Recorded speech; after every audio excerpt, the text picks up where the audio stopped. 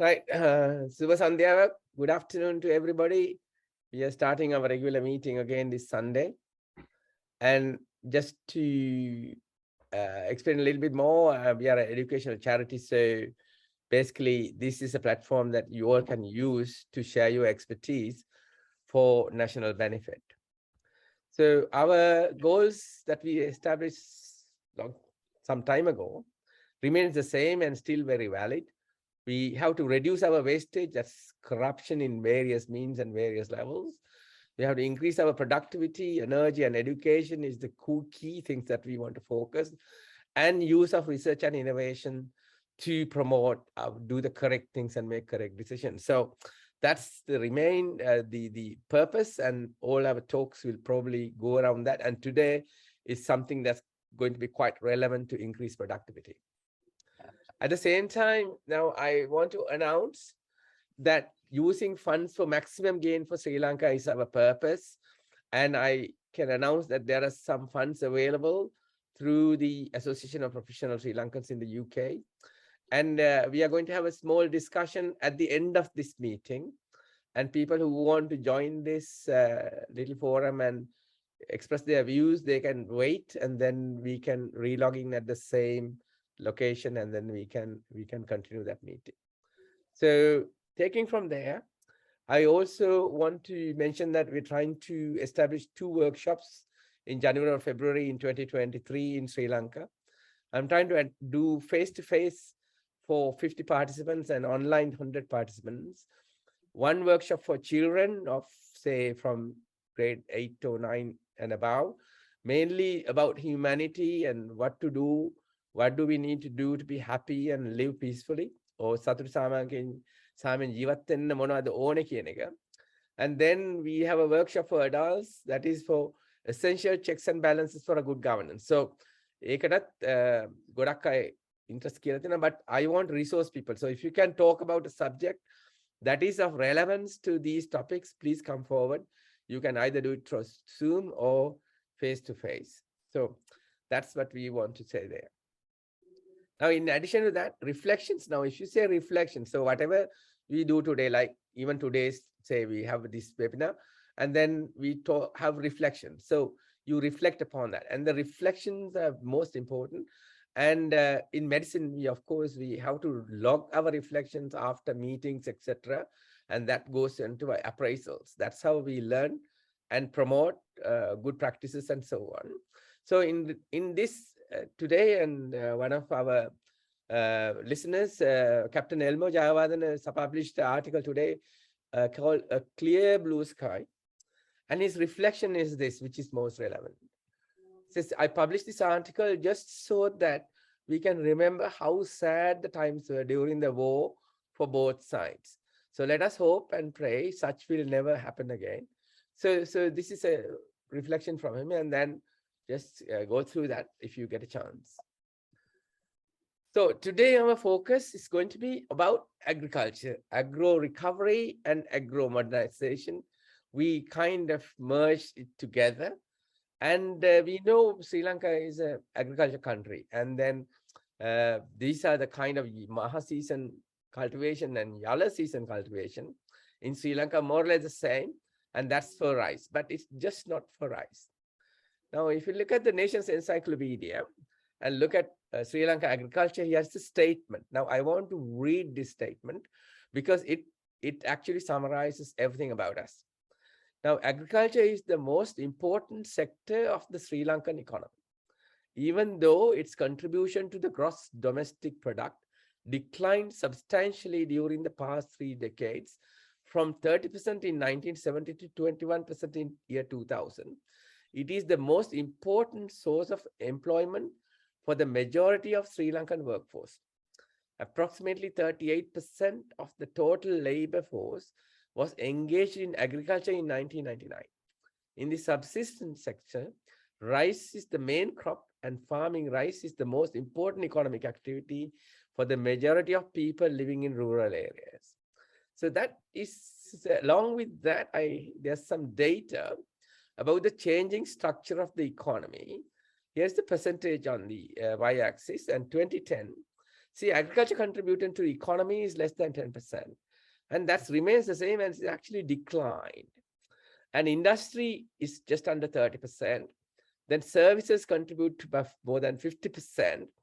And taxes and less subsidies still contribute only very little, less than 10%. So you can see where our economy is and then how we can take this forward. So the employment in agriculture, this is the percentage of employment in the country on the y-axis. 1991, say just under 45% of the jobs were in actually agriculture. Now this has reduced over the years and we wonder why. Now, if you look at the Sri Lanka GDP share of agriculture, that means contribution of agriculture to productivity has been like 30% in 1960s. Now it's almost down to like 7% or 8%. But 2020-21, this has increased a little bit, maybe because of the hardships that we are getting in here. But there's one big reason probably, but there'll be a lot more other reasons of what is called nepotism.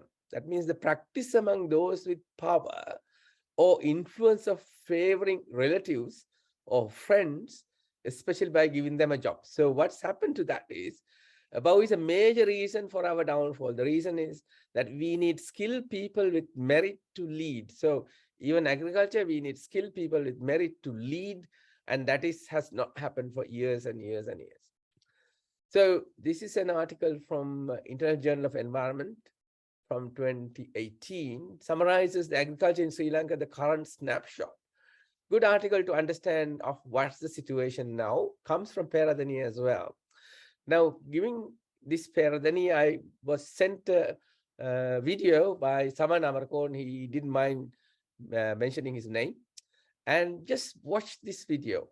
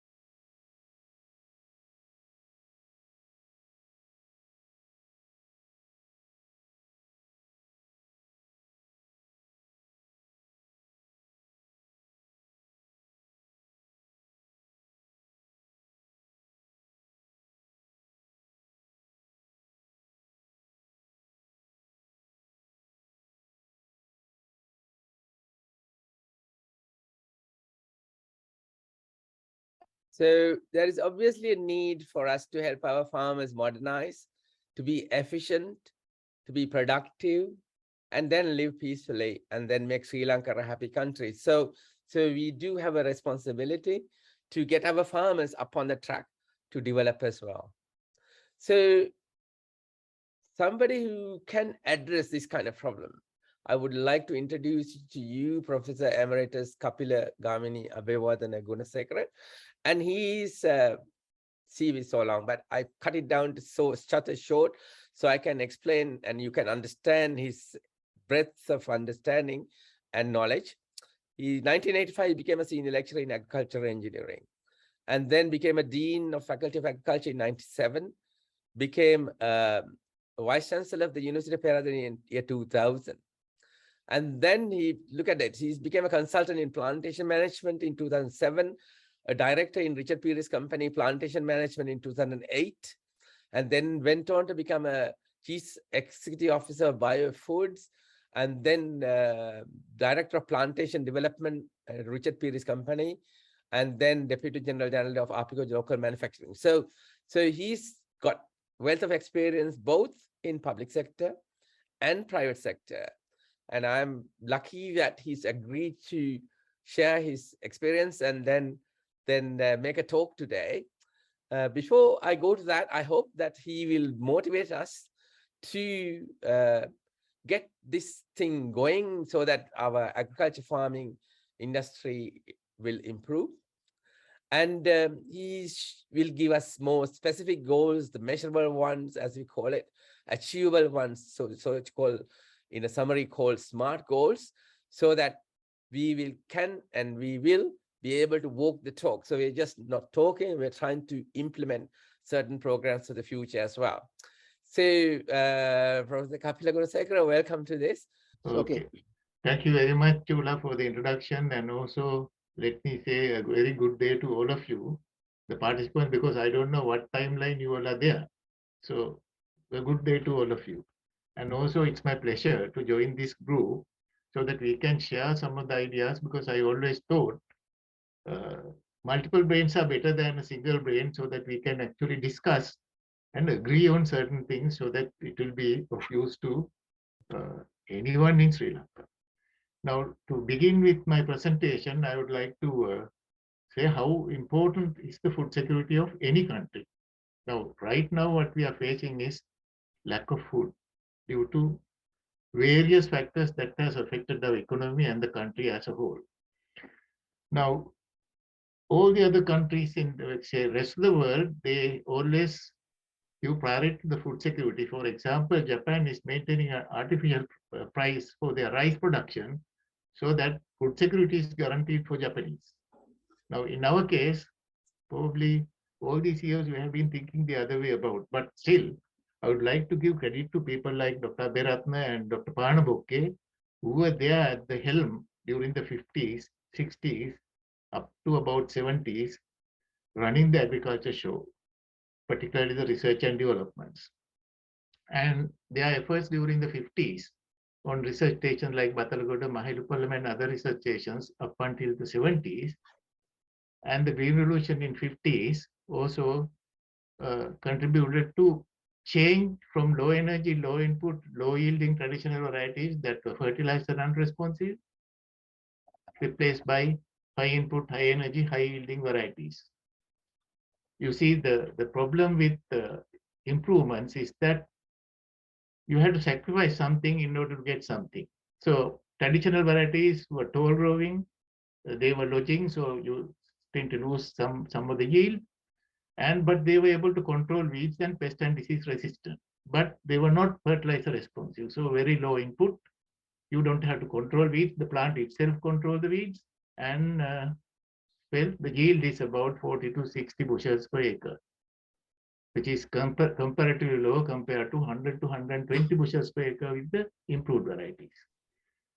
But then the price we have to pay is high input, high energy. That means you need a lot of energy to prepare the land, transplanting, all kinds of things, and then high inputs because you have to put a lot of fertilizer, unlike the traditional varieties, and then uh, agrochemicals because the plant is weak because it's high yielding. And as a result, there are much more pests and diseases than the traditional varieties. So anyway, we had to change because if you look at the population in 1940s, during which time probably we used the traditional varieties predominantly, you can see that the population was probably, if you look at 1948, 46, let us say, it's about 6 million people, which has now increased to about, by 2020, it was 20, about 22 million, which I think is the same all over. So the population has grown by 3.6 times, and the traditional varieties with small holdings could not supply the food demand of our staple food rice with their yields. And as a result, what happened was there was a rapid increase in the production of rice, which is our staple food. But at the same time, something else also happened during 50s. You can see that this is our rice production blue line, and this is our wheat imports. Earlier, we got wheat at a very concessional rate. Now, of course, it's different after 1978 when FEMA factory established itself, and the price is now very high. So, although politicians kept on saying that we are self-sufficient in rice, nobody talked about these wheat imports. And also, this has changed our society to a great extent because now the service sector provides a lot of wheat-based foods to people. Best example is bread. It's easy to uh, eat bread because you all need is some for somebody or a paripu. Whereas if you look at our rice thing, rice also can be eaten with pol sambal or paripu. But generally, our preparations are that we need at least three curries: some meat, some vegetables, paripu or pol sambal or whatever it is, so that it takes a lot of time for preparation. Whereas bread is just go to the bakery, buy a loaf, just cook some rice and cook some paripu, and you can eat it. So whatever it is, it changed our food habits, and now you can see the gray line is actually the combined uh, needs of people, food needs. If you say 1-to-1 equivalence of 1 kilogram of rice is equal to 1 kilogram of wheat, which means our total requirement is somewhere around 5 million metric tons, whereas our actual production is somewhere here, about 3.4 million. So the gap has been taken by wheat, and I think Gratian was very kind to send these observations. And what he says is there are other replacements like manioc and yams and other substitutes also like jack, breadfruit, and things like that. But I think the number of people who eat breadfruit and jack or something like that is very comparatively very low, and that is eaten as a not as a staple food. Most of the time, it sort of accompanies the staple food on the side. So generally, we have to look at our staple food requirement, and still we are not completely self-sufficient when you look at this figure. And funny enough, all this information comes from US Department of Agriculture. We don't have this information. They keep meticulous records of their wheat exports, our local production, as well as all the other population growth, everything they have. So in our case, our record keeping probably is not very consistent. Now, given that background and the need to produce 5 million metric tons, what has happened over the years is the ineffective government policies. In the 73 years since independence, different governments introduced various interventions to improve food security. Although these interventions may have been well-intentioned, some have had detrimental effects while others have been ineffective. For example, if you can remember, we have established paddy marketing board, marketing department to support paddy marketing board to support rice farmers, marketing department to support the vegetable farmers, then multipurpose cooperatives to provide inputs and other services to the farmers and the rural community. Then we brought in crop insurance and guaranteed price schemes. Various subsidies like fertilizer subsidy. Uh, One time we were giving free rice also, and were intended to alleviate poverty among farmers in the country. However, these institutions failed to serve the intended purpose due to political intervention and corruption. For example, at one time, most of the politicians came through the cooperative system. They become the chairman of the cooperative. Then next time they contest the election, and they got into the parliament. And corruption is the other problem in all cases, like paddy marketing board, marketing department, multipurpose cooperatives, and crop insurance. You name it, everywhere the problem always has been corruption. So, as Chula very correctly said, something which we have to tackle first is corruption. And we will talk about that later a little bit more. And then if you remember 1990 to 94 period, after 1977 things changed. 1971 to 77 period, we had to go through severe austerity measures because of the crisis, food crisis that occurred world over. And also probably we didn't have the kind of foreign exchange we had earlier in the early 50s and soon after independence. And that austerity program we changed in 1977 by changing the government, and we went in for a from closed economy to open economy, which means everybody was quite happy because now the goods are available in plenty, but people did not realize that we were living on borrowed money. Anyway, that's what happened. And in 1990, and most of the time, I think whatever we had as public institutions were sort of privatized, saying that they were loss-making institutions. And every government that came in, they stuffed their people in those government institutions, their catchers. And when they were loss-making, the next government comes and privatizes it. The next government comes and again nationalizes it or take it over to the government. So this went on for the last 40 years. But actually, when you look at some of these institutions which had really provided services, had you appointed competent people and held them responsible, there was no need to privatize. Unfortunately, now the catchword is privatized. Well, it has its substance also because then they were profit motivated and goal oriented, whereas government service, the biggest problem is political patronage makes them do whatever the politicians say, and whether it is loss making, nobody is responsible. No the minister, no the chairman, no whoever responsible in those institutions take any responsibility, and then the bills are piled upon people in the form of indirect taxes. Well, say after saying that in 1990 to 94 period, agriculture actually had a setback because the president then decided to make Krushikarma Vyapseva field level officers Grama Sevakas.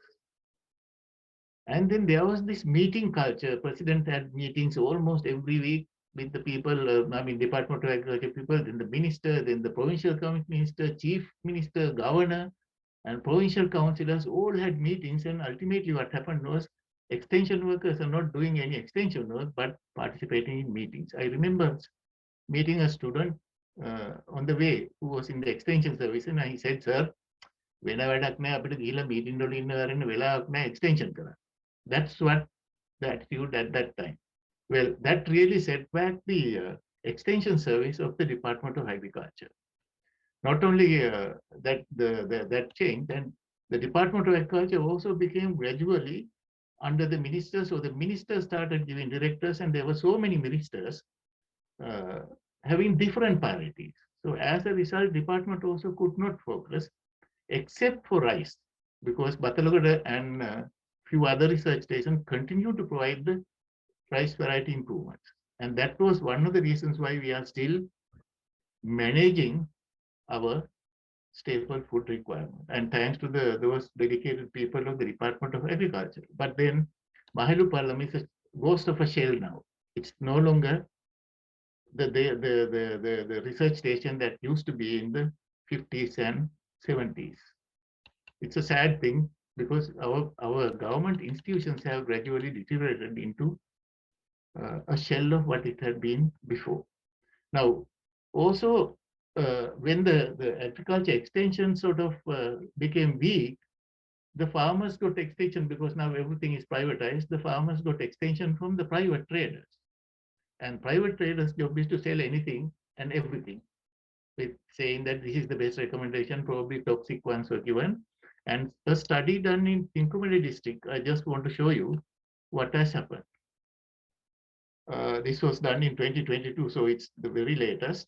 Violation of scientific recommendations greater than 50%. That means they are using more than what is recommended. Not using protective gear when applying pesticides.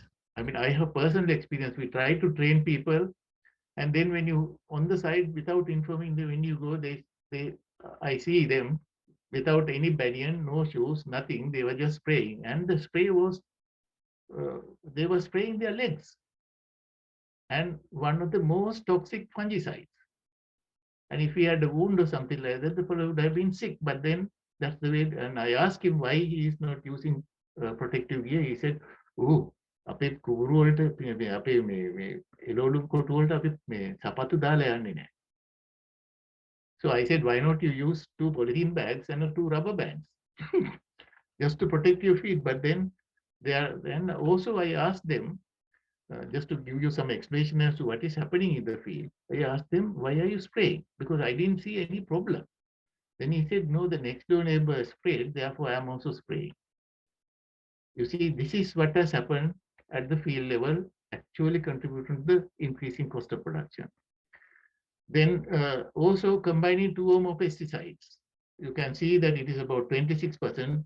And sometimes one fellow will use a weedicide. No, sorry, they will use a weedicide bottle to bring the pesticide and then leave it on the field. So the other fellow sees that and he goes and buys that and sprays field with weedicide. So that's the kind of people we have at farm level sometimes. I mean, we have to look at these problems in that context also. Then poor control of dumping empty pesticide containers. Drinking water without checking the quality, 55%. And greater than 80%, they were just throwing the containers all over the place. And not consulting agriculture extension service, you can see that 82% don't go to the agriculture extension service. So these have in a way contributed to the increasing cost of production as well as the poverty of the farmers. Then if you look at rice production again, what happened was with the open economy, although government has the paddy marketing board operational and guaranteed price, it gradually became an oligopoly of few large mill owners. And as a result, I mean, they control the price, not the government, nor the guaranteed price. And but the advantage the country had by having this kind of oligopoly is that they had large capacity of storage. So with the present crisis, we did not have to import lots of rices because they had the backup storage. So sometimes there is blessing in disguise. But then the thing is, uh, although they become rich and powerful, the farmers will remain subsistent over time. And actually, when you look at from 1940s to today, the only sustainable fellow had been the subsistent farmer. Consultants have come, recommendations have been, all kinds of policies have been adopted, but he has remained poor. So he is the only sustainable fellow. Then the small holder farmers remain poor, unable to sell their products over and above their cost of production because of the overuse of pesticide, high cost of machinery, and also cost of fertilizer. Now, on top of that, if you look at the vegetable farmers, the problem always had been the dead grip of wholesalers. Even the rice farmers, they had the same problem. Vegetable farmers also had the same problem. When they try to dispose their product, it's the wholesalers who dictate the price. Now, this is a very interesting case because the wholesalers, unlike the banking system, they don't look for paperwork. They simply give it on trust, the loan. Of course, if they don't repay, there are consequences. Whereas the banks will insist on paperwork and guarantees, which the farmers always don't like and shy away. As a result, although some of the banks which we established, like People's Bank and Bank of Ceylon, were supposed to cater to the farming community, they all became commercial banks, looking for paperwork and uh, guarantors so that farmers always used to shy away from them. And the wholesalers are not like that. They give the money on trust on the condition that they have to give the produce to the price they dictate. But on the other side, there is also some sort of a social relationship because these wholesalers will attend if there is a funeral or problem in the family and also postpone the loan if that is the case, if the farmer is in trouble. Now, banks won't do that. So these are some of the things which we have to understand and see how to work out a strategy to overcome these problems. And uh, and what has happened is that when the farmers obtain loans from the government institutions like rural banks, and if a crop failure happens or a flood or drought happens, what the politician did was write off the loan.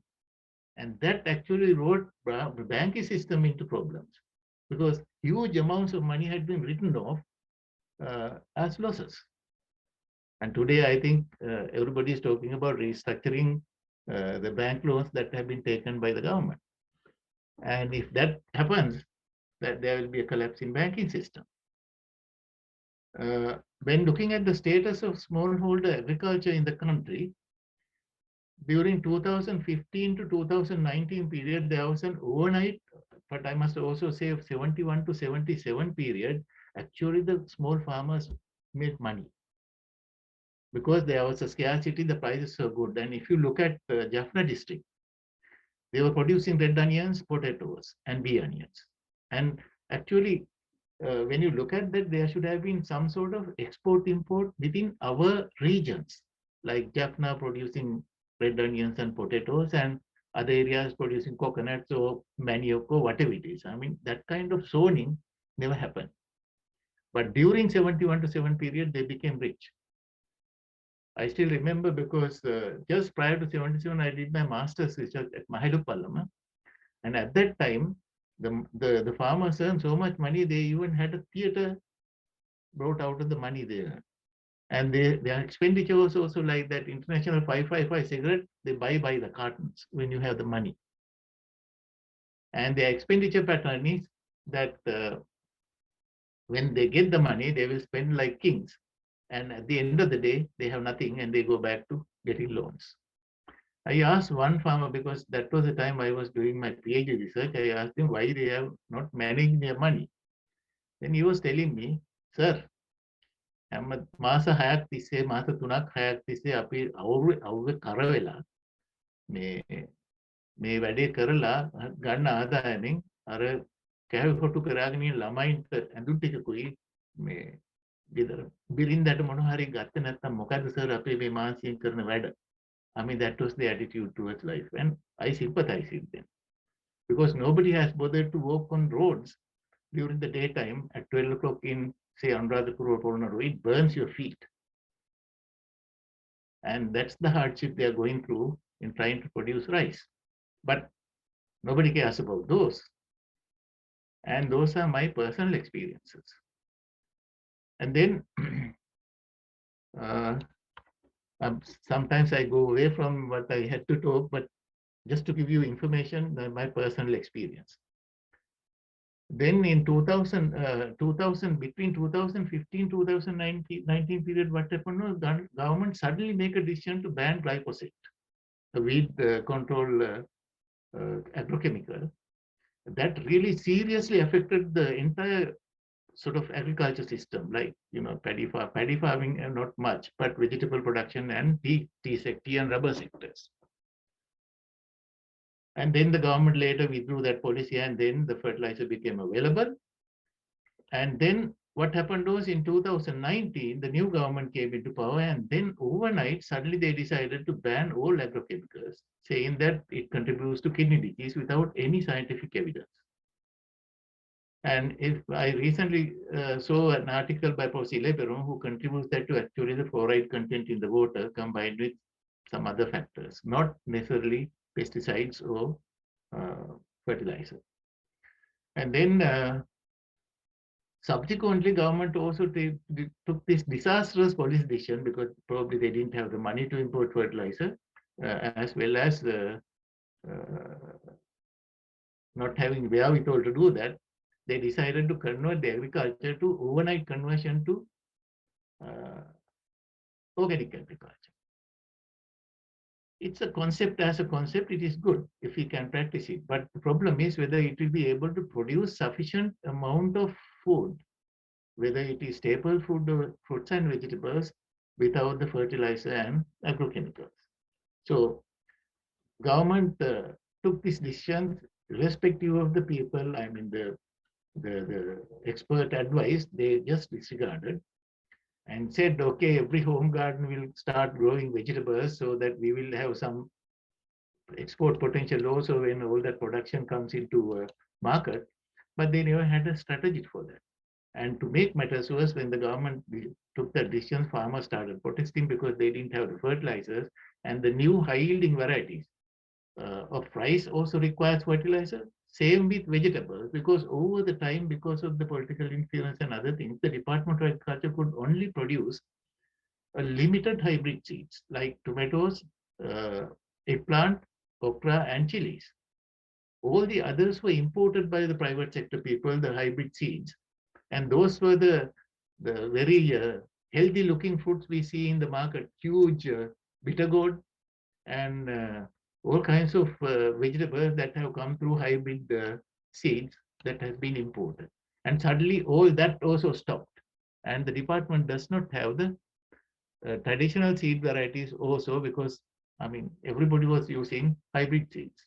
Now the Department of Agriculture is unable to provide the total requirement of the country because they had outdoor farmers growing it, and with these fertilizer shortages and all that, that also came to a halt. So there is another crisis which nobody has talked about. This is availability of seeds for cultivation, proper seeds. Then looking at the yeah, I have covered that part. That is the status of the smallholders. The government encouragement goes to export, but the problem with exporting is that export markets require certain standards and certain qualities and continuous supply. I still remember one of my Singaporean friends explained to me, "You all don't know what you all are doing." I said, "What?" He said, he just took an example from Singapore and he said, in Singapore, we have 2 million people, just for an example. He said, assume that out of that, about 1.5 million people eat one tomato a day, which means 1 ounce, 1 million, tomato a day. That means you need 1.5 million ounces. Then he converted that into tons and all that kind of thing. And then he said, we want this quality fruits and regular supply of so many tons of tomatoes for a month. Are you geared to do that? Actually, we were not. We had never thought about that. We just thought anything can be exported. Perhaps there are countries that are not so stringent, but still the export quality is something which we have to manage. Otherwise, there will be no export market. Then also, because of the pandemic, now people's movement were restricted. As a result, everybody was staying at home and working.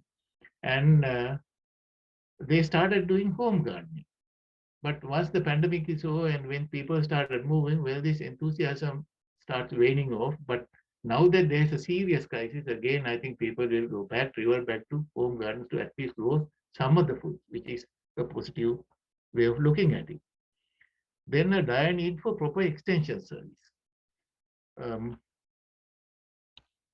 because as I said earlier, uh, it is necessary if we are trying to do good agriculture practices. Good agriculture practices also has several aspects like economic viability, proper management to reduce costs, increase profits and sustainability of farming operations, to environmental stability, adopting practices to minimize environmental damage such as soil and water conservation, proper use of pesticides and fertilizers.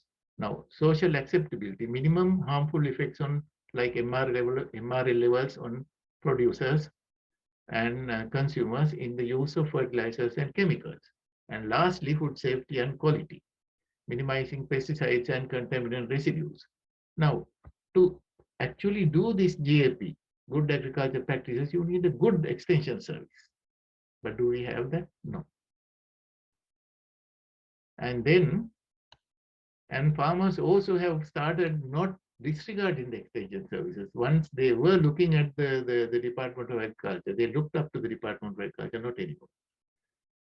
The current situation of the economy of Sri Lanka was a result of combined effect of several factors. The corona pandemic, which restricted the travel and affected all spheres of economy.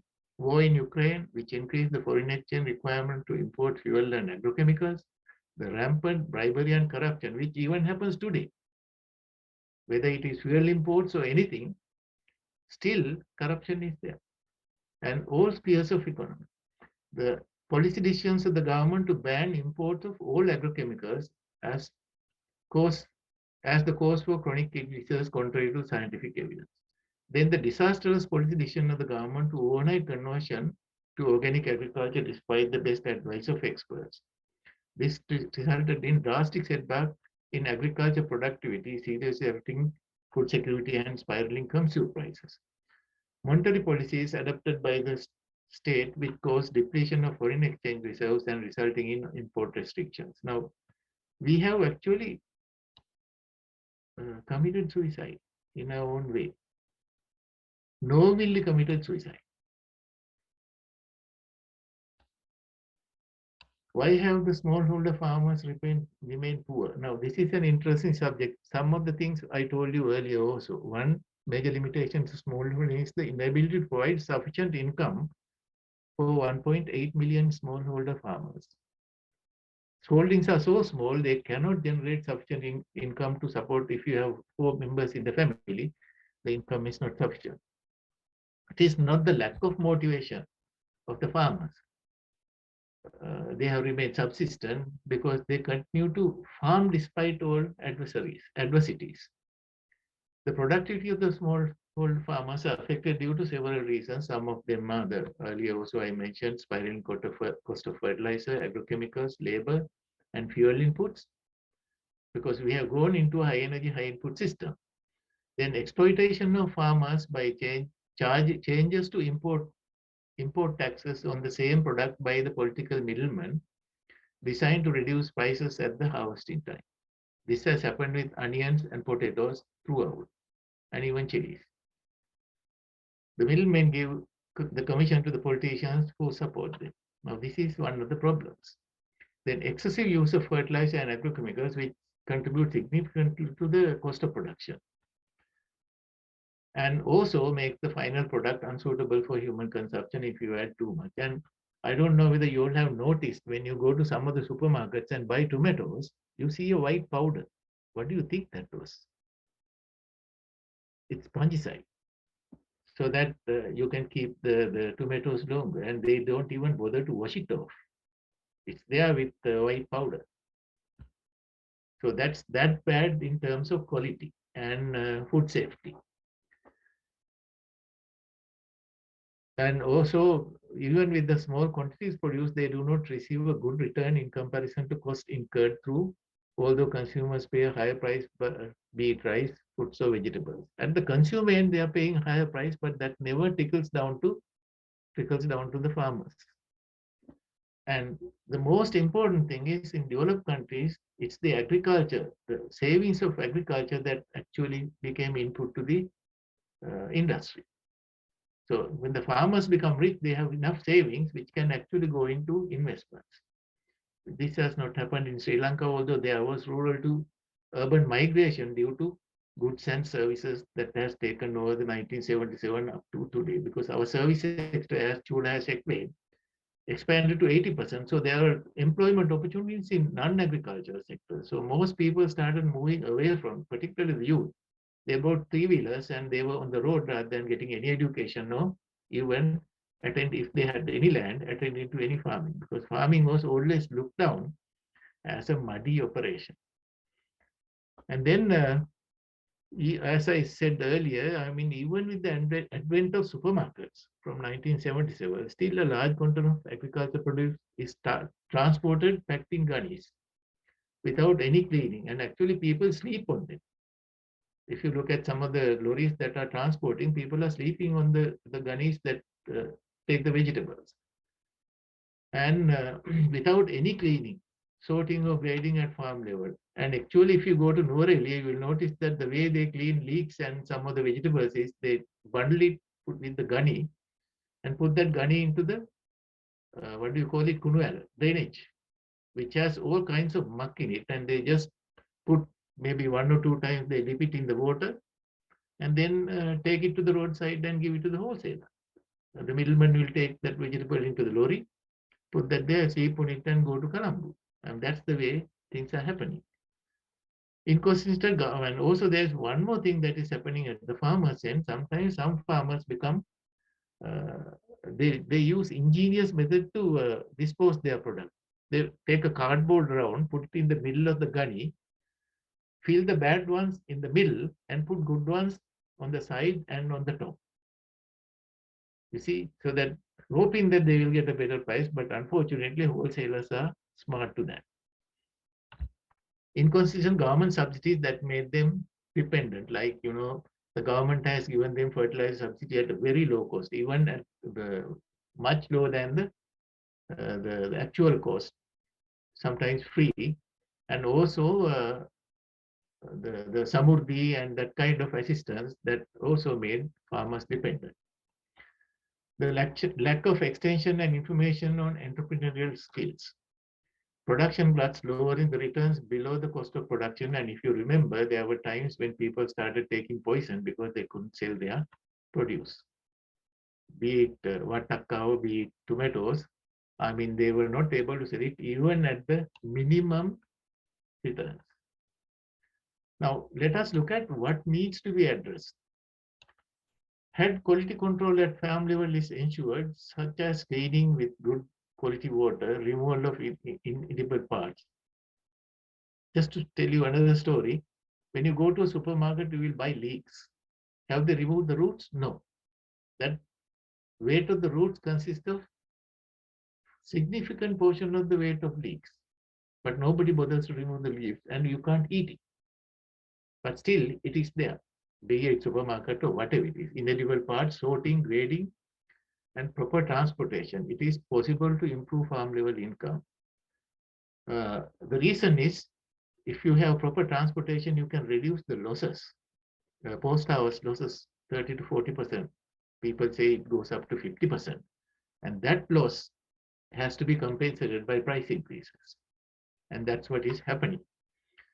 And consumers are also willing to pay a higher price, better quality products. Also, much of the garbage coming into cities in the form of post-harvest losses also can be prevented and in fact recycled. And if you do the sorting and grading and cleaning at the farm level, they can actually use the family labor to do that so that they can get a better return. But how to do that? Provide them with a clean water supply. These are some of the things we need to address. And also providing plastic crates. We tried plastic crates, they tried to force it onto people and that policy failed. And nobody wanted plastic. And also wholesalers, when you actually inquire, they are not bothered about the quality because there are people who will buy even the worst squished vegetables at a lower price so that boarding houses and the boarders will get that kind of food. So they have a market, so they are not worried about quality of food. Now, how to improve that is one of the problems. Then little or no effort is there to tackle problems of marketing to provide reasonable income. Again, I'm saying the same thing. Most fruits and vegetable farmers are in the grip of wholesalers, as I said earlier. And from the wholesalers' perspective, there is little interest in improving quality or reducing losses. Then the plethora ministries. How many ministries we have for the subject of agriculture? We have ministers, we have deputy ministers, we have agrarian services, Department of Agriculture, Ministry of Agriculture. All kinds of ministries are there, which makes it impossible to coordinate any activity. There are deputy ministers, state ministers, and ministers. And they have different focus. As a result, nothing can be effectively coordinated, particularly in the entire field of agriculture, that is agriculture, animal husbandry, and fisheries, which makes it difficult to coordinate activities to achieve progress since these areas are interrelated. In fact, inland fisheries is something that is actually part of agriculture. The level of corrupt practices that have permeated to all levels of society, that has affected the agricultural productivity. So we simply cannot blame only the politicians. The entire society, including us, we are responsible for what has happened today because we tolerated corruption for nearly 30 years without any protest. And the result is what has happened to the country today. Had we protested at the beginning when it started happening, perhaps we could have prevented and we could have had better governance. But now, sorry, everybody is corrupt, including us. So how to correct this system? That's a problem. We need to address that somehow or other. Then the market environment should have healthy competition so that you don't have oligopolies. People will be able to compete in a level playing field, which is not happening in Sri Lanka, whether it is vegetables, fruits, or rice. And the role of government should be not to become, start another institution which is totally unproductive. It should be actually to create the enabling environment and regulation, so that they will not go out of the way in trying to do something.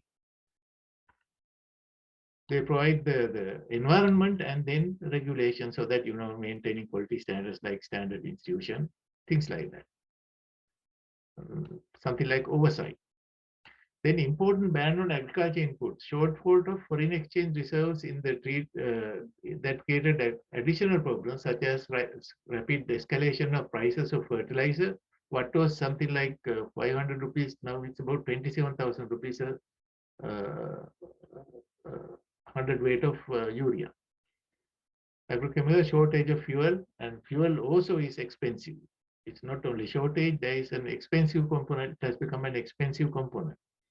And also imported hybrid vegetable seeds. The department has few hybrids, which I said earlier. Even these availabilities in sufficient quantities is a question which we need to address.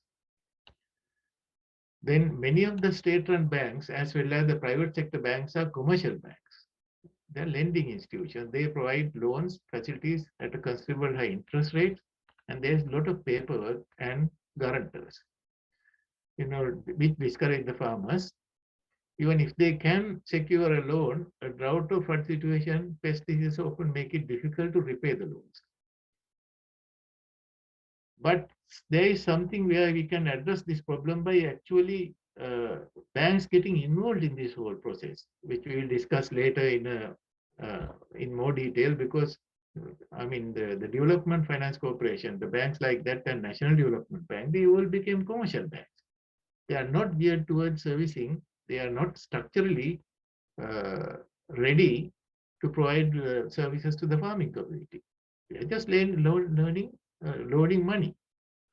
Then let us look at the way forward, and actually we can look at the agricultural success of South Korea, because they started their upgrading of agriculture in 1970. And we also started our austerity program in 1971 in parallel with Korea. Koreans had this Simol Undong movement. And the main aim of that Simol Undong movement was to reduce the poverty and income gap between urban and rural poor.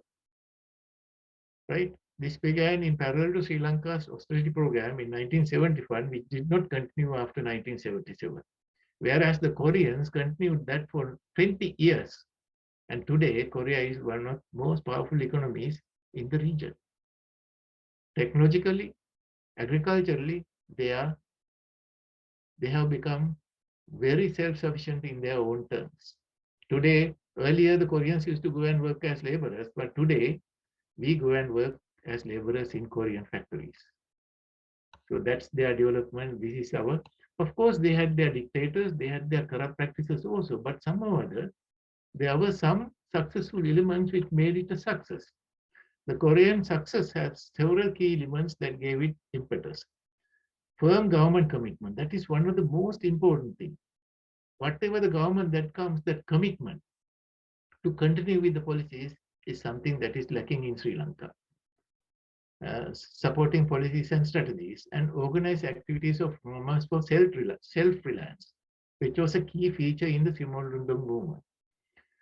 The two ideological percepts of SU movement that functioned as its operating principles were then institutionalized. That means somehow it was inculcated in people. And look at what these are, the Semol spirit, which embraced the development-friendly attributes of diligence, self-help, and cooperation. We'll discuss this more in detail later, and generally accept belief that Tama Atata Tama Atame Sevananda. Tama Hisada Tama Atame Sevananda. Only you can help yourself, not anybody else. So these concepts were inculcated in the farming community.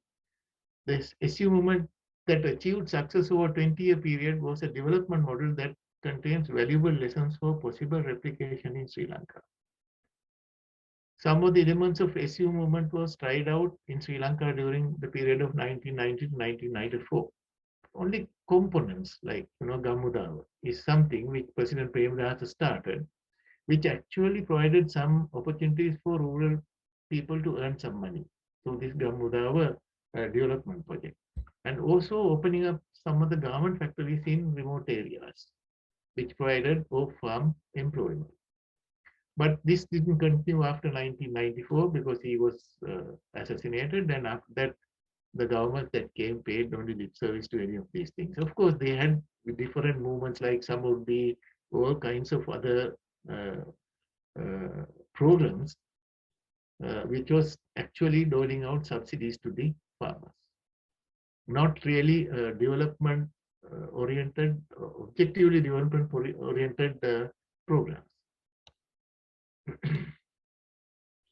That means one of the primary requirements is that we should have a firm policy that does not change with the government. That's something which we need to understand. Then when you look at short-term possibilities, one of the options we have is, since we cannot import fertilizers, since we cannot import seeds, is to go for traditional varieties. Only problem there is whether we have enough sufficient seeds, because then it's low input, uh, low energy agriculture. See, only problem is you still need sufficient quantity of seeds so that we can tide over the difficult period. Still, the government will have to address the issues of adequate food supplies, fertilizer, and hybrid vegetable seeds if you are going for what we are doing currently, that is high input, high energy agriculture. But we are trying to go towards low energy, low input agriculture through organic farming. It didn't work out. So there is a conflict of this. Organic farming is good. No one says it's bad. The problem is it's a long-term process of developing soil fertility over time. There are examples of continued fertility of soils in some of the South American countries with interact with the forest, so that fertility of the soil remain continuously high. And it takes a fair amount of time. So time is something which we don't have right now. Then looking at strategic areas for consideration, over 70 years, different governments adopted different policy measures. Therefore, what is necessary is a long-term policies and strategies to address the problems with the objective to make farming a profitable business, irrespective of government in power.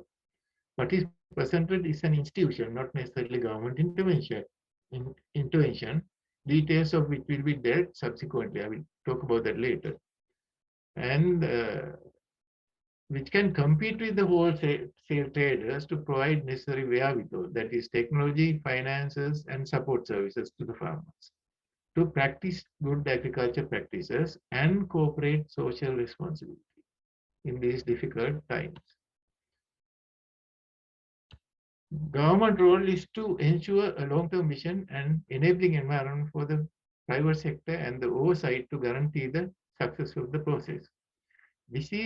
This, if properly implemented, ensures better returns to the farmers and a quality product to the consumers, while the recovery of the investment can be made in the process.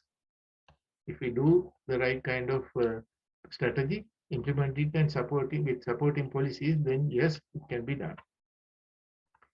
The government, in collaboration with private sector institutions, should initiate rural infrastructure development projects, which was one of the elements of the Simon project in Korea, which provided them off-farm income, so that they have money for self-reliance rather than living on a subsidy. They earn the money, then they can actually contribute on their own to have an institutional organization. Then the farmers need to be organized into single-purpose cooperatives, small cooperative units, be it rice farming or fruits and vegetable farming as self-help units. Small units make decision-making easier and with minimal conflicts.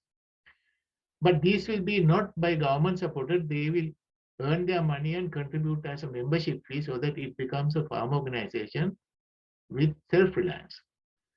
Quality control production at farm level becomes the responsibility of the farmer cooperatives, and the investing institutions such as banks need to support these cooperatives in their activities. And I'm saying that because now it's an organization, not individual farmers. Also, Greshan sent me his feedback on what I have written.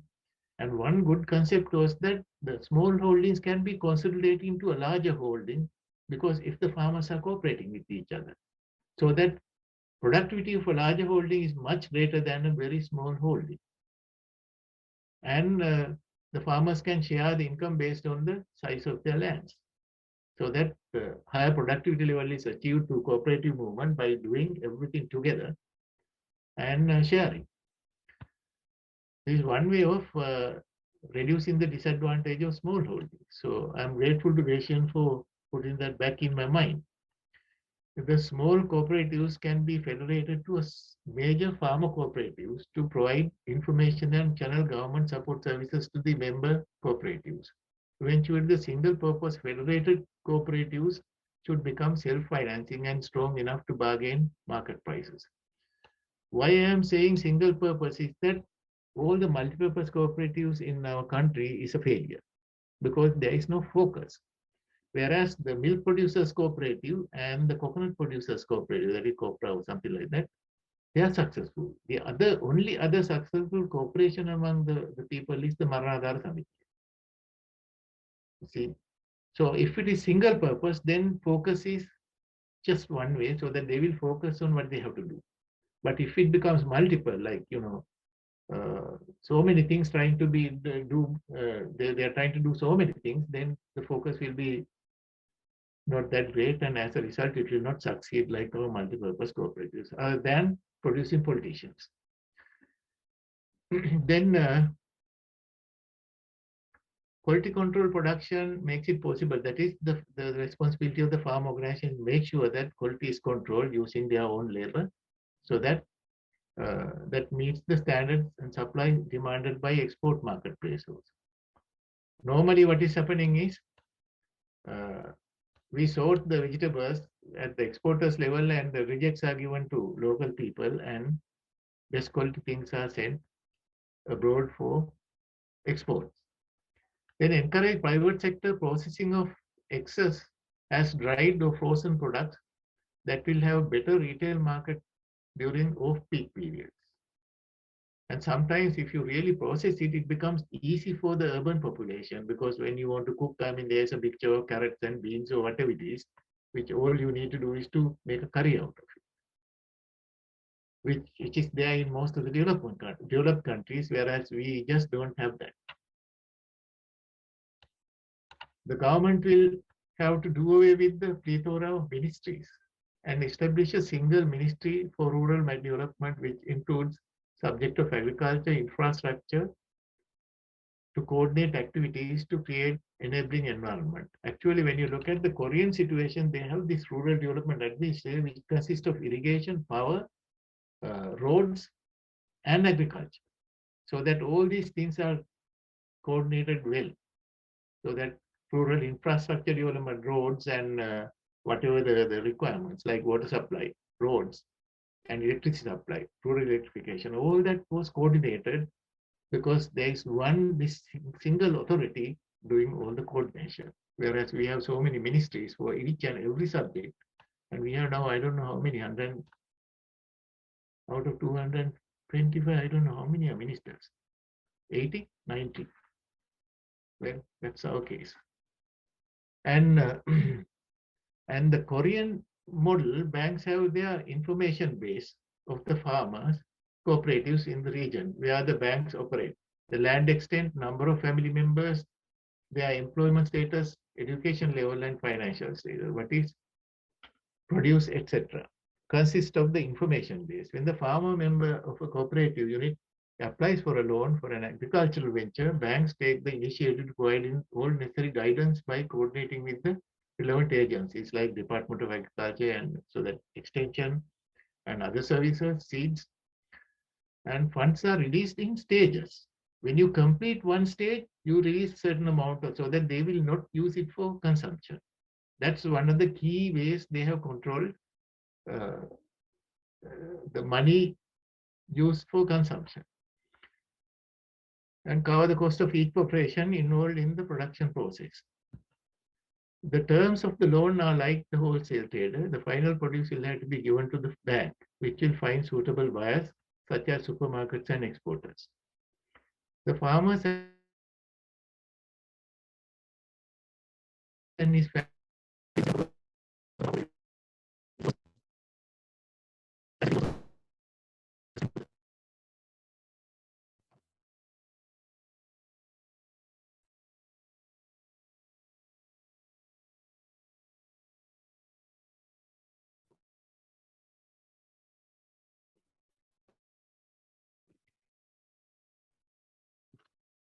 I think, Kapila, you got stuck. Just a second.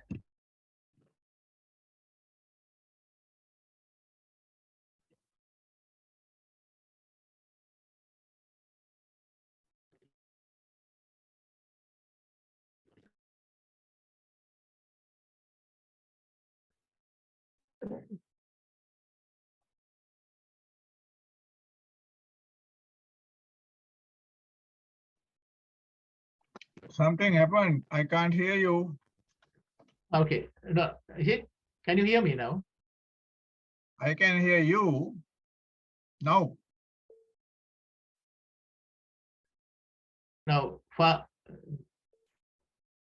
my internet connection is unstable. Low system issues may affect your audio quality. Try closing some applications to improve performance. What do I have? Kapila, now I think now it's okay. You can go ahead. Okay. Yeah, just complete it. What Just happened? complete it now. Yeah, that's fine. If you stop the sharing, that's okay. You Okay. can do a summarizing thing and we can take it up. Yeah. Okay. So very good. Yeah. And where was I? Okay. Now there are some preconditions that is needed. One is the government commitment. Second one is policies and strategies that will continue irrespective of the government. Total uprooting of corruption, and last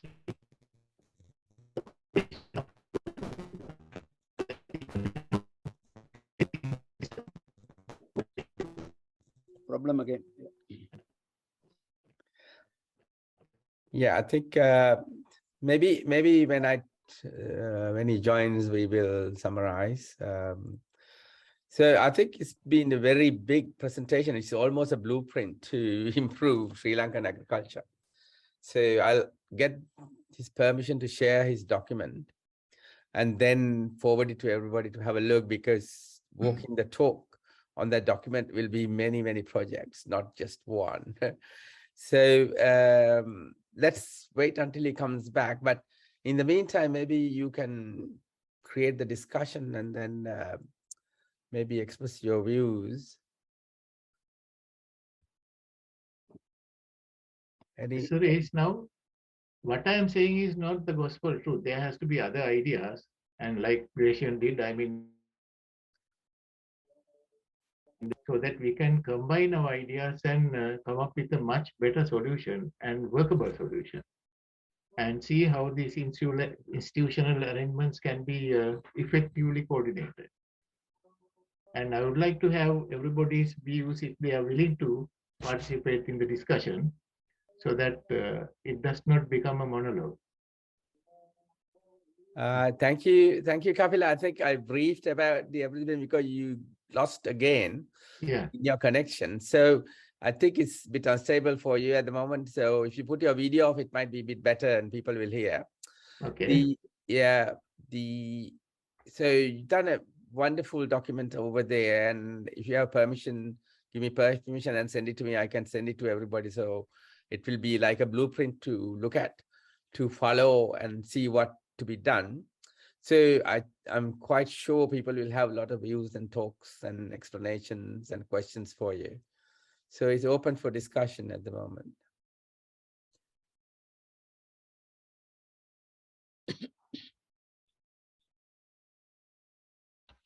Okay. Yeah. So in the chat section, Saman Amarkon says this: Kapila, thanks very much for the valuable information. You mentioned that Sri Lanka does not have sufficient hybrid seeds. In the past, Sri Lanka produced many BG and MI rice seed varieties, very successfully. Have we lost this ability and capability? Can this not be revived to a suitable level to meet the demand? Well, as I explained to you earlier, I mean, the Department of Agriculture had outgrow farmers who did do the seed paddy production. But all that got upset with this fertilizer ban and the conversion to organic agriculture, because the people simply could not cope up with the input requirement of the seed production. You see, I mean, you need fertilizer, you need fuel to do the land preparation and things like that. And as a result, all this got halted. I mean, it had a sort of snowballing effect, what the government decisions on agriculture. Right. Dharme has also raised the hand. Dharme. Thank you, Tila. Thank you very much, Kapil, for the presentation. In your document and also in your presentation, you very correctly mentioned that our entire society is corrupt. That's absolutely right. If we want to recover, what we should do is to remove this corruption from the society. I think this forum one day should brainstorm how to reduce corruption in the country. I think we can put all our ideas together, and that will be very helpful. Without removing corruption, we can't recover at all. That is my one point. My second point, I just want to share one of my personal experience. Whenever I went to Sri Lanka, I spent 1 or 2 days in Samussagam area because my sister lives there. What I found was one person collecting dried chilies grown in that area and these chilies to Colombo and selling. And after a couple of years, when I went back to the same place, the same person going to Colombo, bringing dry chilies from Colombo and distributing in that area. Can you see what happened? It is instead of supporting policy, it's a damaging policy for the agriculture. So those are the things affected. My last point, I just want to get Kapila's information on this. My personal view is we produce a lot of agriculture graduates in Sri Lanka. But most of the graduates go into MScs, PhDs, and then go for white-collar jobs.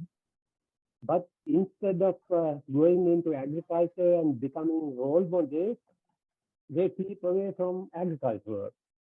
I just want to listen to Kapila whether his experience is also very similar. Thank you. Well, okay. Let us take the first case of bribery and corruption. If the law and order is there, bribery and corruption will reduce. Because if the law operates equal to everybody, then the chances of having bribery and corruption will be also low. Because right now the law is unequal. So first we have to set this equality before law thing before anything else. Now coming back to this problem, I still remember Professor Abasingha, who was the chairman of NARA, one time telling me that, you know, Kapila, the agriculture graduates do everything else other than agriculture.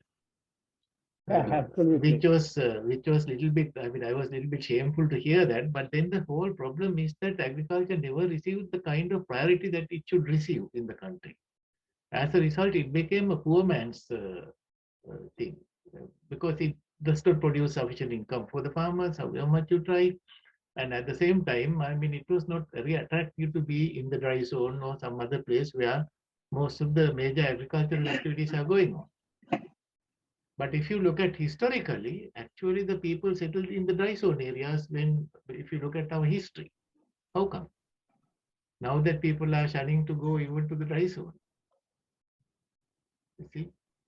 So one thing is there has to be some sort of incentive scheme for people who are working in the dry zone areas, whether it is agriculture graduate, extension workers, whoever it is, so that it will be possible for them to work in that area. The other part is the infrastructure. Most people prefer to be in the urban areas for the simple reason, the schools, good schools, good health facilities, and little bit of entertainment and other things are not there in most of these rural areas. So their main aim is to either move to Kandy, I don't know, maybe Goal, maybe Colombo, the urban areas. And that is one of the biggest problems we have, because we do not uniformly develop areas. In the sense, the development is not reaching some of the rural areas, which makes it difficult for people to operate there with their family commitments and things like that. So if we can correct that, perhaps more agriculture graduates will be there in those areas. I see one hand raised. Was it called the Ranjan? Yeah, Yes. I'm wanting. Ranjan has raised the hand. Ranjan, you want to talk? Yeah. Yes, thank you, Chula. There are many points that Kapila raised, which I would like to touch on. Now, to start with, we started our journey of self-rule 74 years ago.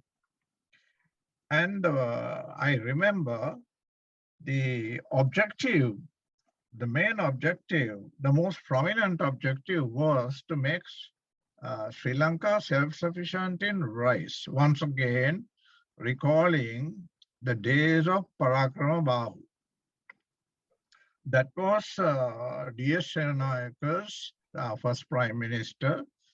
That was his dream. That was his dream. Now, after 74 years of self-rule, have we achieved it? Can we really say that we are self-sufficient in rice? Right? I don't think so, because we may be almost there, but we are even recently, we were talking about importing rice. We were talking about importing rice. So there is no, we cannot be satisfied that even after 74 years, we have achieved that primary objective of our first prime minister. That is the first point. So we have to look into the causes as to why we are always failing. You see, if you look at our 74-year self-rule period, we have failed in everything.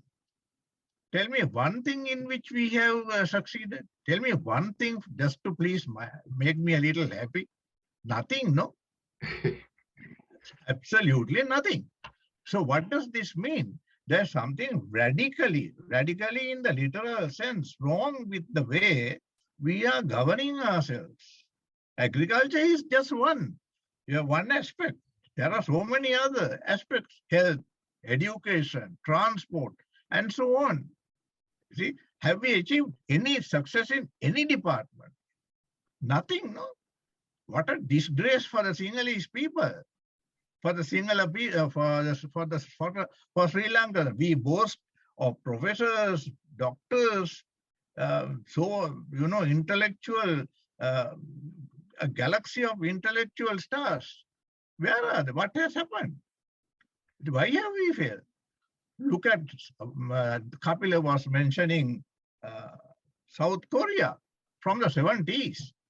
That is about how many years? 48, 58, 68. About 22 years after Sri Lanka gained independence. Now, South Korea has overtaken us. Vietnam, the latest reports of Vietnam, you see, on the way to becoming an Asian tiger. The kind of war, if anyone went to Vietnam, will realize, you see how they suffered during the Vietnam War. What did we suffer? Nothing, no, compared to what they suffered. You see, I can describe because I went to Vietnam and I saw, you see, how there isn't a single, I traveled by bus from Hanoi to Ho Chi Minh City. You see, I hardly saw any bird. There were about, I counted about 20 pigeons. 20 pigeons. You can imagine the number of pigeons in Sri Lanka. I asked the tour operator. He said they were all eaten. They have no food. You see, it was a matter of that There's hardly any flora or fauna there. See, what are we talking about? A war? What are we talking about? A pandemic? This is Sri Lanka is not the only country, no, that suffered from pandemic. The whole country, whole world suffered, no. Why are we giving these excuses? Why? Yeah, I'm so very sad, and I feel very sad about this because now I am playing the end game of my life, and I'm telling those who are going to live after me. You see, and when we are talking of food security, we are talking mainly about rice. Is rice the only food we eat? There are so many other food items of food we require every day in our households, no? What about them? What about sugar? What about milk? We only spoke about rice. You see, so I don't know. There's something radically wrong with the way we have governed. We have governed ourselves, and there's in every sense of the word. You see, this Aragalaya introduced a new idea. There should be a system change. My God, yes, there should be a system change. If there is no, if this does not come about, if this system change does not take place, what future have our future generations, young generations, what future will they have? I leave it to you. You see, we must think much more in depth, much more deeply. You see, the causes, our inability to stand up on our own. You see, we have to relook, we have to revisit those causes and correct them. See, we are not analyzing deep enough. For example, another matter that comes to my mind, you see, during D.S. Senanayaka's time, you see, he started, for agriculture, you need fertilizer, you need chemicals to sustain agriculture without depending on imports and dollars, talking about dollars.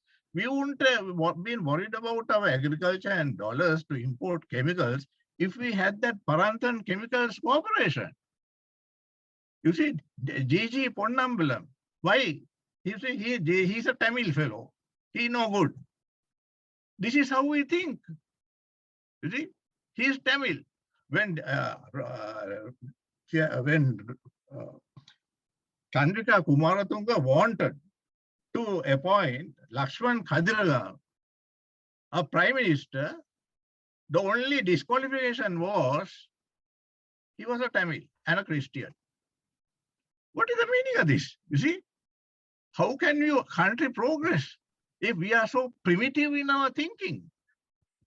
So primitive, tribal. Are we going backwards to revisit Dutugamunu and Elara, or are we going forward? You see, my God, I'm very disappointed. I like to go much deeper into these issues than what Kapila has gone into. I would like to go much more deeper, much deeper. You see, the problem, what he is saying, the analysis is made, actually it is boring to me because I heard this several times. You see, tell me something that will take us out of this rut that we have fallen into. You see, even in this stage of bankruptcy, we are not going to get up again, and there is no sign of it. Look at the president that we have elected.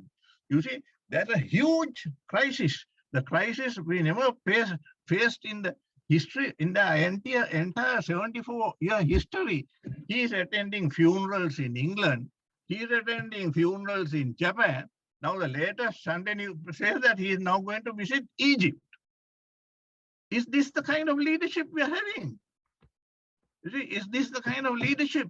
With this leadership, what can you expect?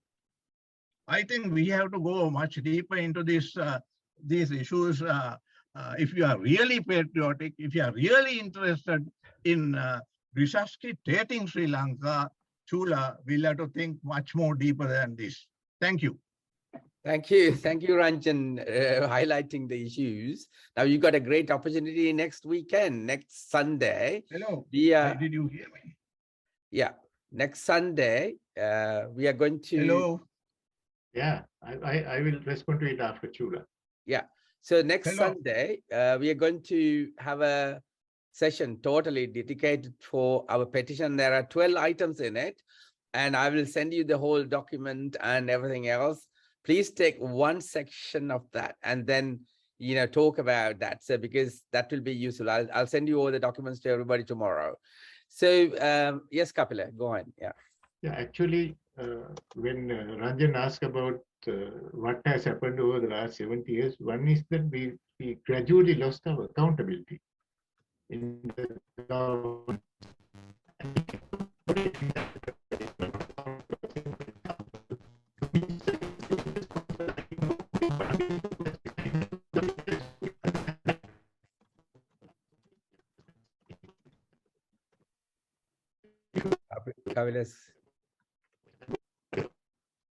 Kapila's connection has gone again.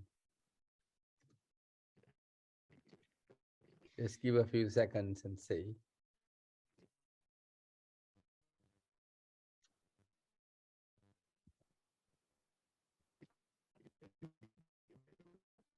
I think he's.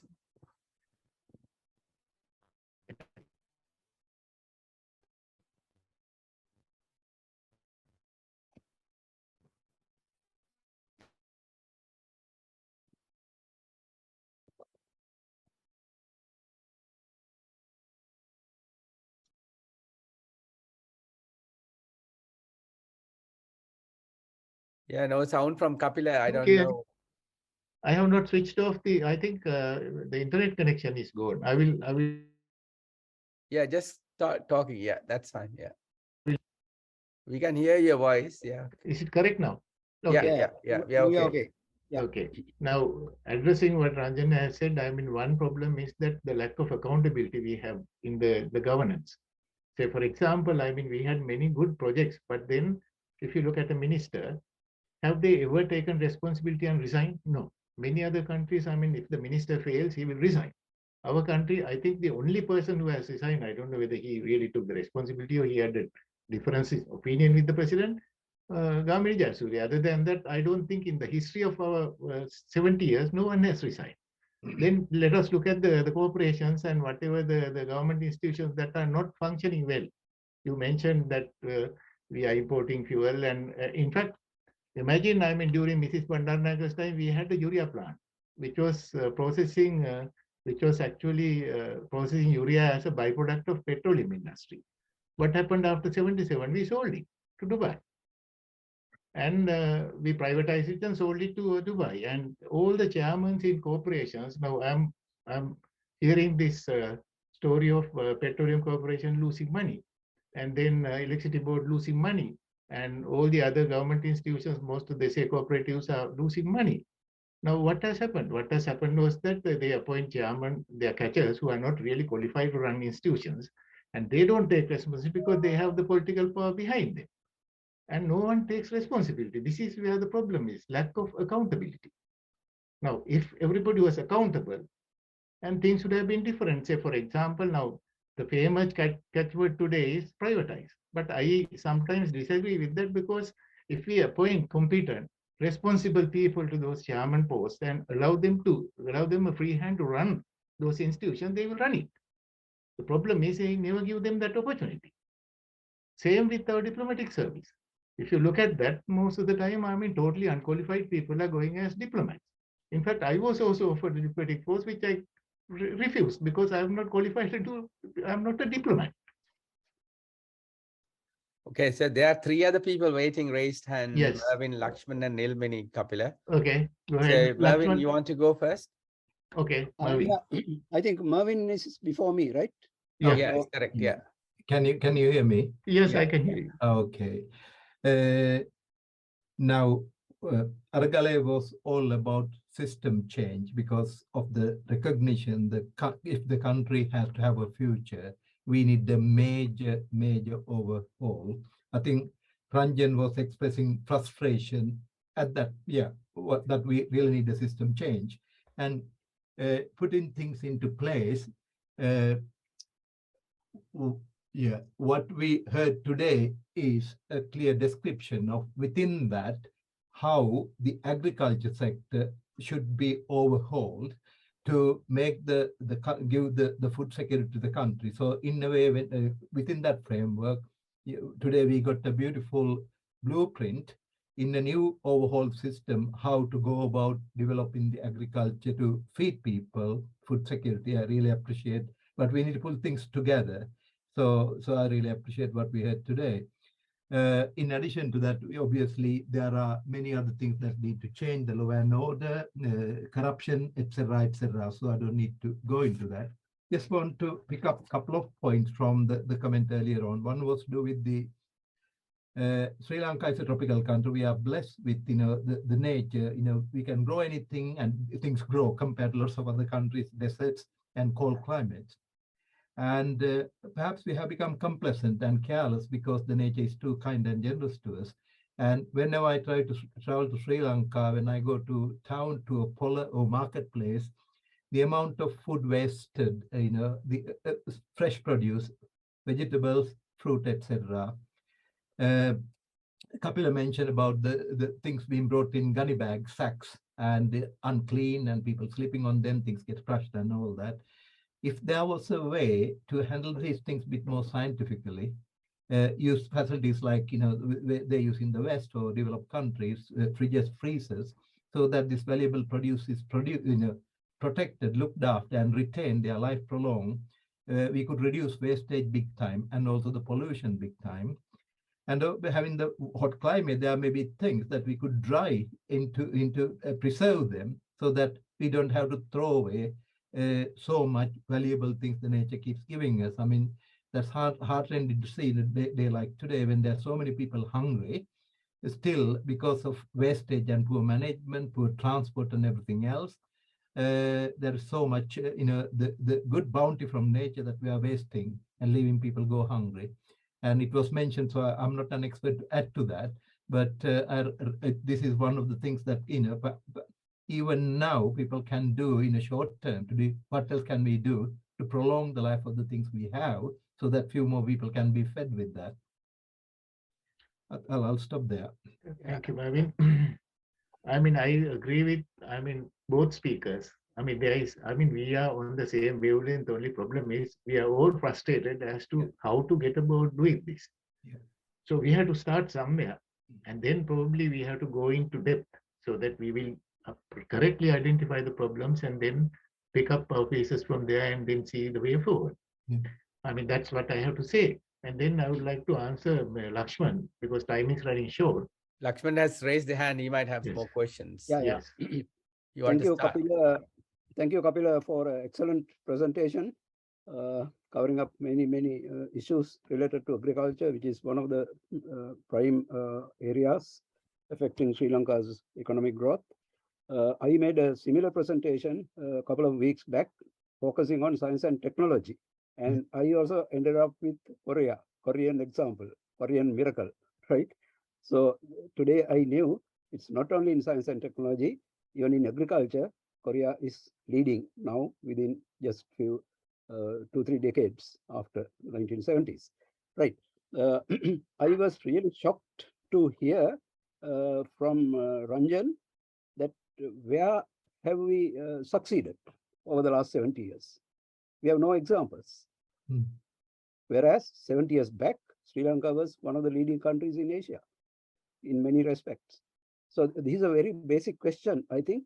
Now, Kapila has touched upon agriculture. I have touched upon science and technology. I think any other field, even in medicine, I don't know, engineering, we have failed to go up with the current trends and make our progress. I think the basic issue has been a lack of consistent and coherent national policies over the years.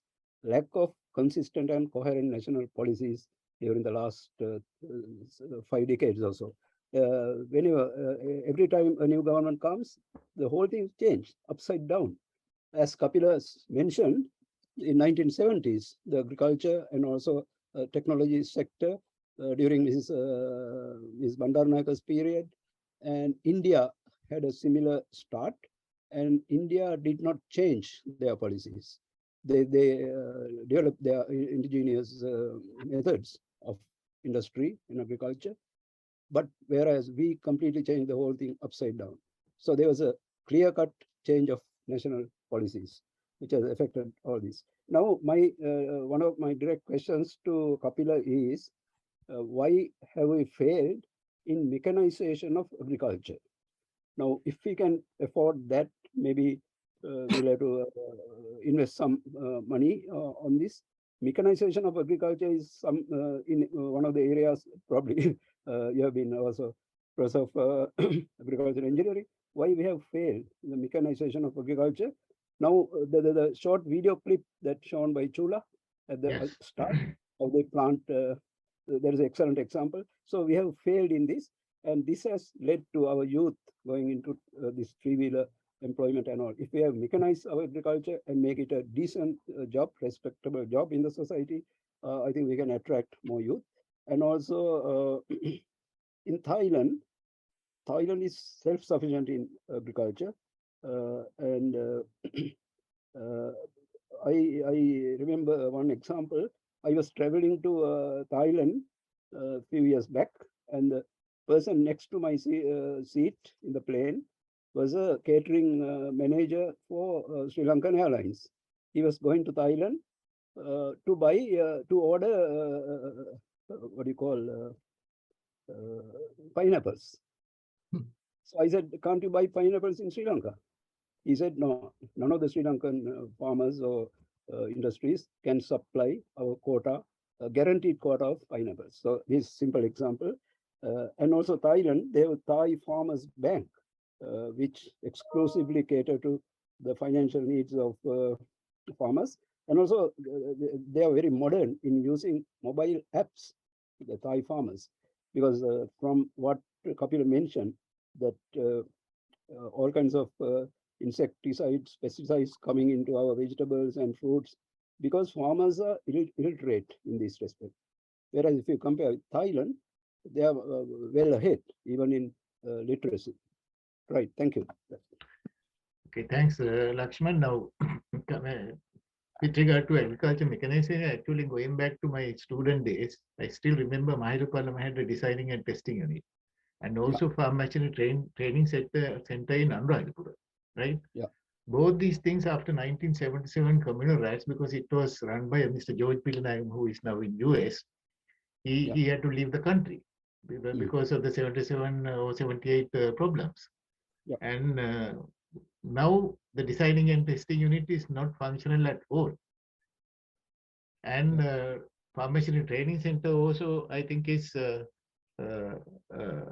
probably functioning, but I don't know whether they are giving enough training to a significant number of farmers. Then the other problem was, we did a survey in 1980s on farm machinery with regard to farm mechanization.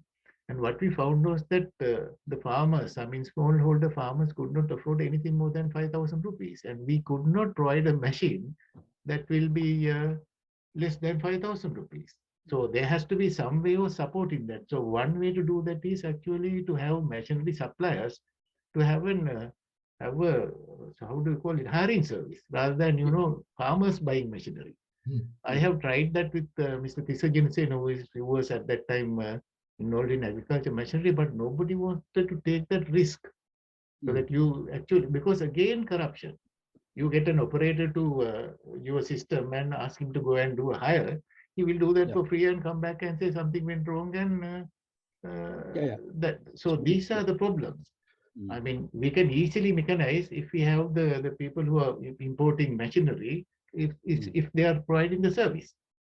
You see, rather than individual farmers owning machinery because they can't simply afford it. But now they use this Bhutea, no?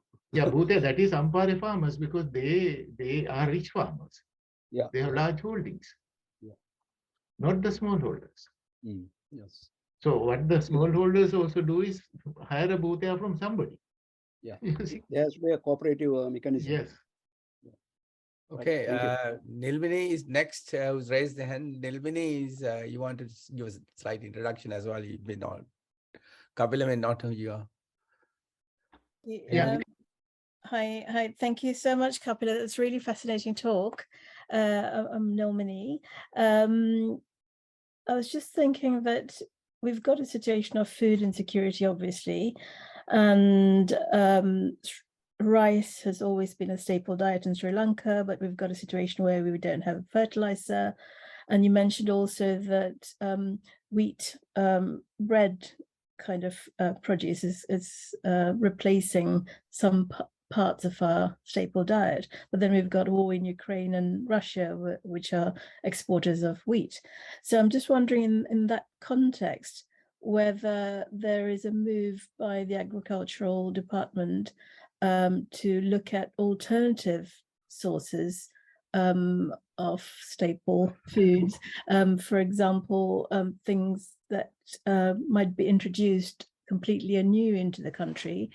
I was just thinking because there are things like teff grass, which is supposed to be quite drought resistant. It doesn't require much input in terms of fertilizer, and yet it's highly nutritious. And I understand that's a seed that's an ancient seed that's grown in places like Eritrea and places like that, where it's high in calcium and protein and vitamins.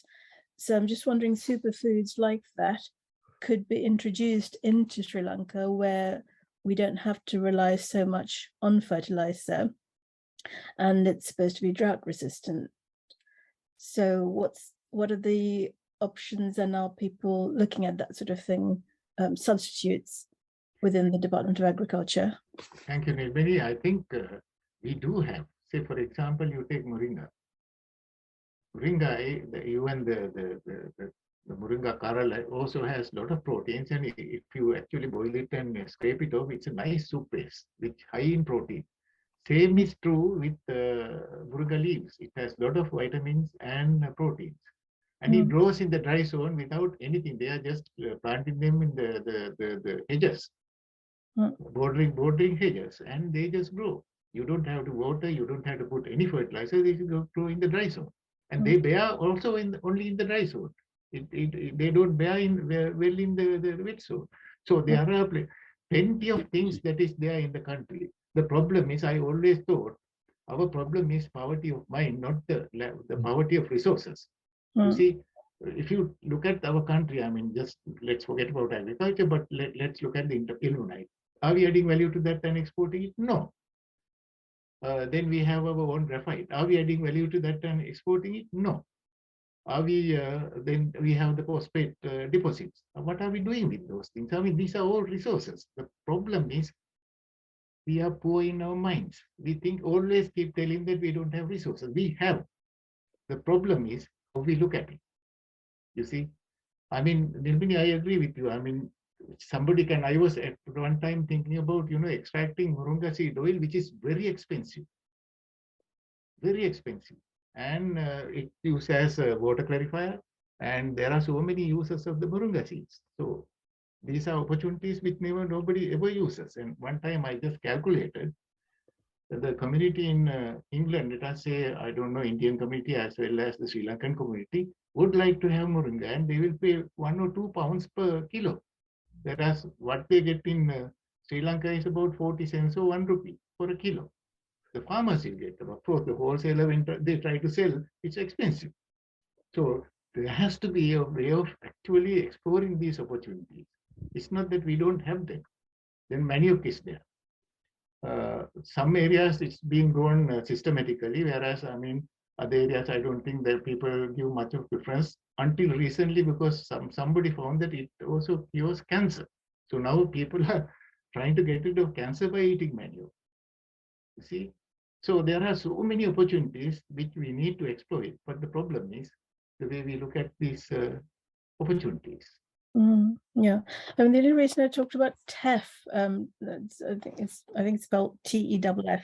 Yeah. Teff grass. It's because it's the flower. It's a very tiny grain, and apparently it can be produced into flour, and then you can actually make bread out of it.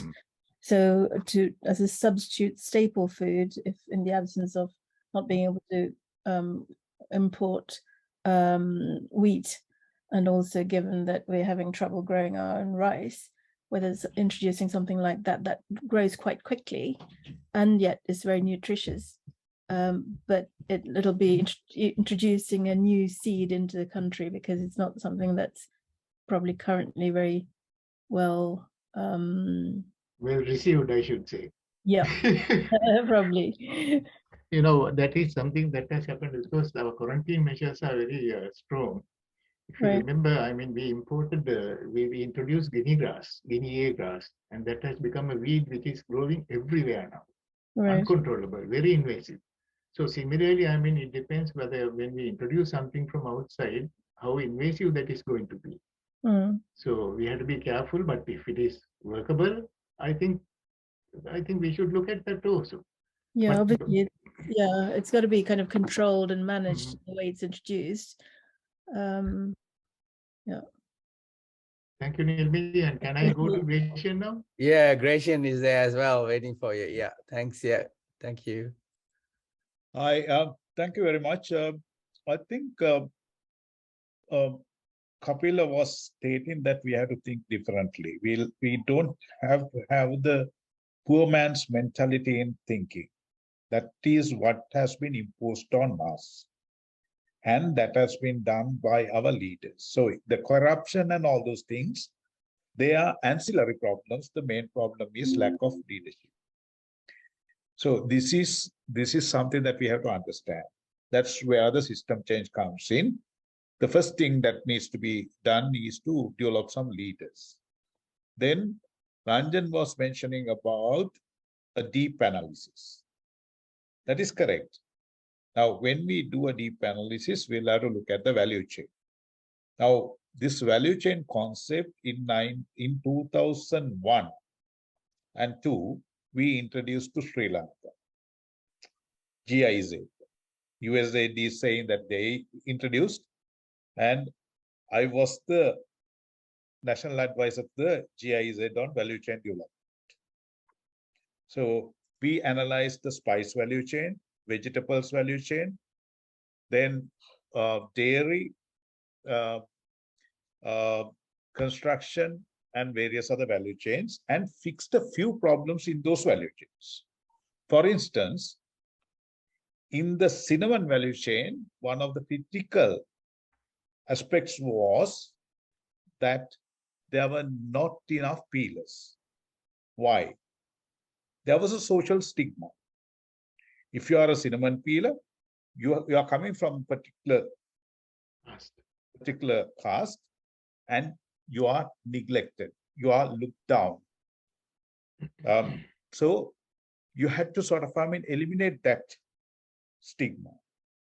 Actually, a cinnamon peeler at that point in time was getting the equivalent of the income of a school principal, but no takers. Working conditions were hard.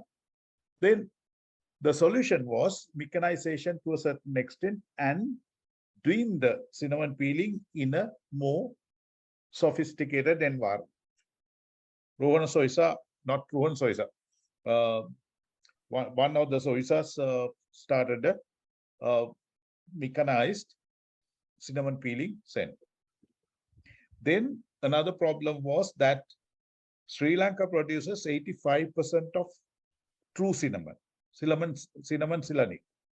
So that one, 85% of the world production. But where is the bulk going? It still goes to Mexico to be drunk as a tea. And we don't know what is happening to our cinnamon. We don't do the value addition. The other thing is, in cinnamon, at that point in time, I had the exposure to various things that I had from Australia. And I knew the story about champagne, and the French in 1990s, they stressed for a separate HS code for champagne. They said champagne has to come from Champenois, and it must have a separate HS code, and nobody else can call their sparkling wines champagne. Only the sparkling wine that comes from Champagne can be, Champenois can be called champagne. Right now, there is a trade discussion between the EU and Australia. And the EU is saying, okay, you guys can export cheese and all those things, but don't use our names. Like feta. Feta is a Greek name and it has to be reserved for that. So even the naming of these things. So there is a lot to these agriculture areas, and we have to look at what are the things that we can do. In Philippines are a set of islands. Number of islands, I forget. They're surrounded by sea. There is a thriving fishing industry. I have done the fishing value chain in Philippines. One of the things that they do is they import a lot of fish. Why? They import a lot of fish and feed the local population so that, and they can export the more expensive fish. So there is a scarcity of the expensive fish. They reserve that for export and they get a good price and they import cheaper fish to feed the local population. So Sri Lanka is a very small country, land-wise. In this land, we have to reserve some lands for rainforests, forests, parks, towns, people to live, marshes. Then certain areas are under the plantations. Are we getting the best income from the plantation sector? So where are our foods coming from? Mainly from home gardens. Still, we are developing our first few orchards.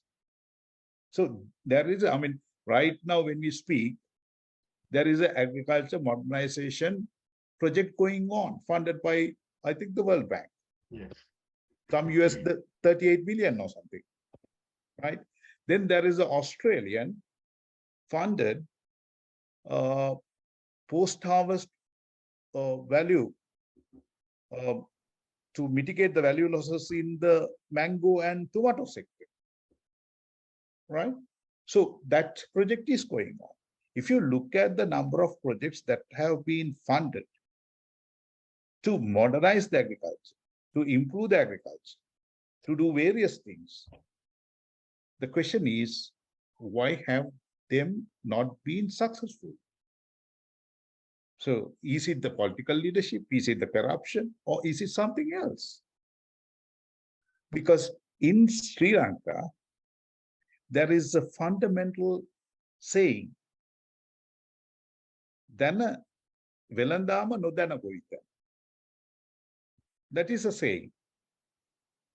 So anybody who knows something gets into something else, something better. So the Govitana is left for the people who don't know things.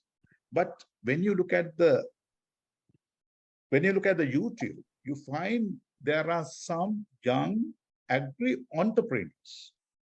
They take the agriculture in a much different way. And they make a living, a good living for them. And also they employ others at competitive rates. They're not using their agri-enterprises.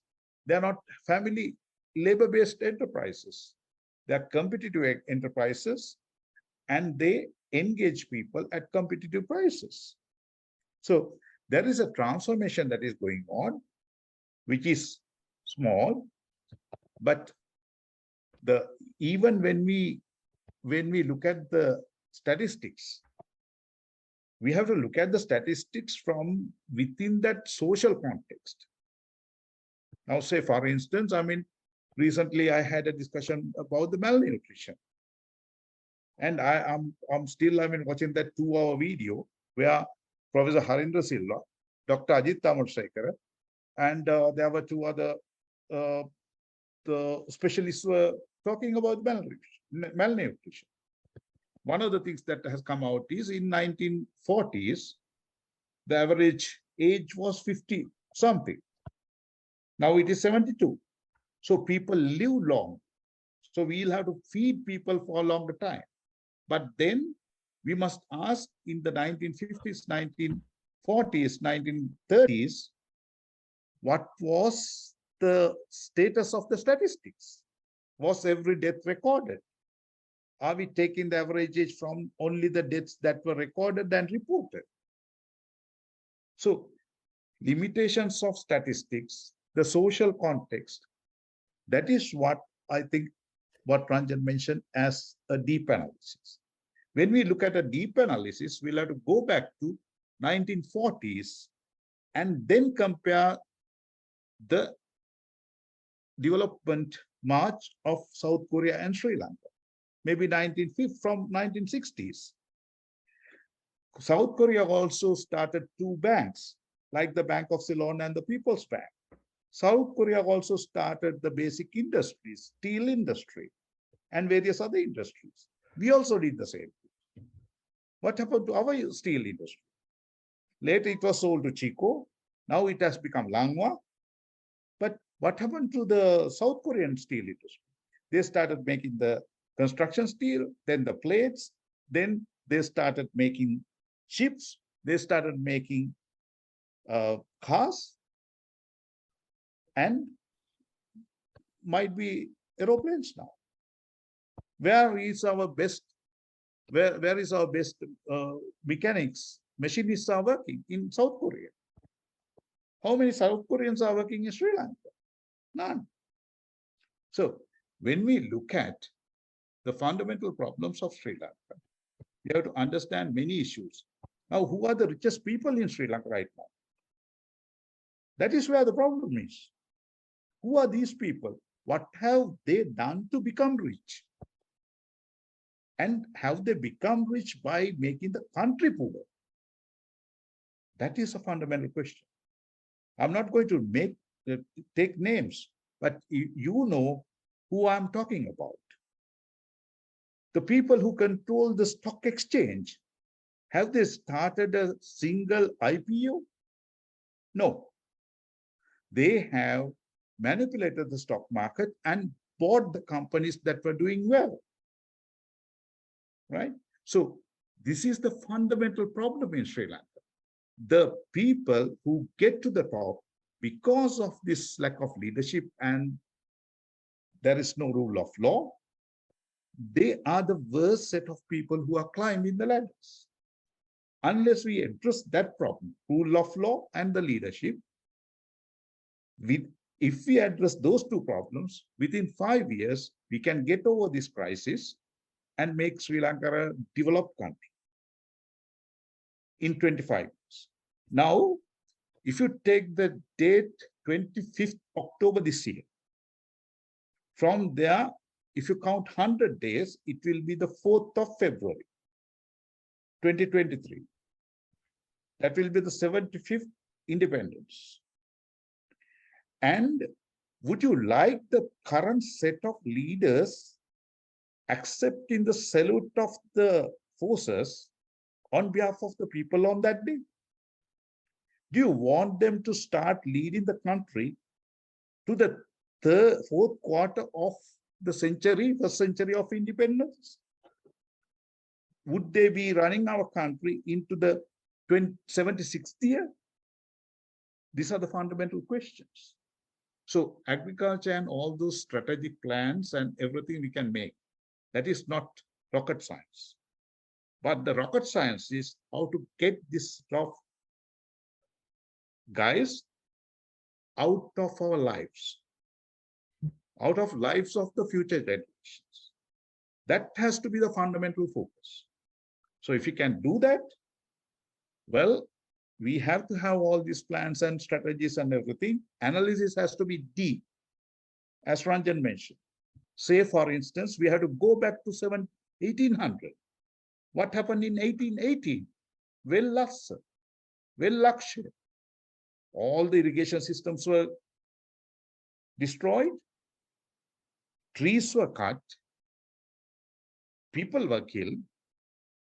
And that area became poor. We have not recovered from that.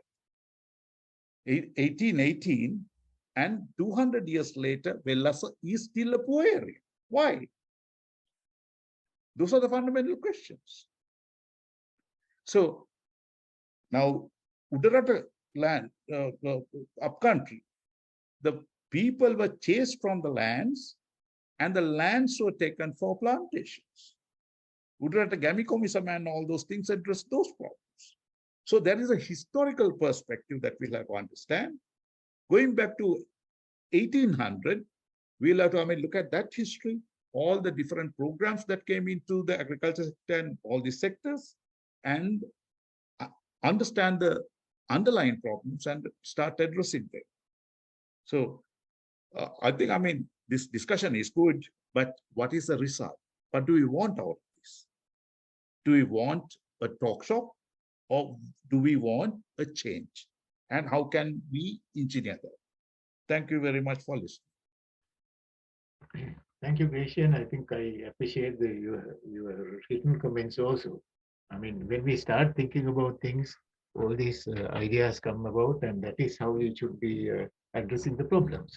I have no disagreement with any one of you. There are things that need to be addressed, but we don't know how to address those things.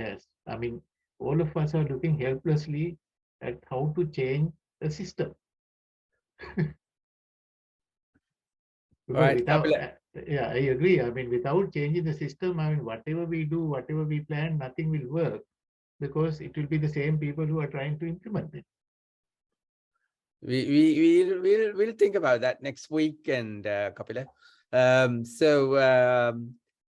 think it's 2 hours since we started. Everybody's tired, and there's a short meeting to take place thereafter as well.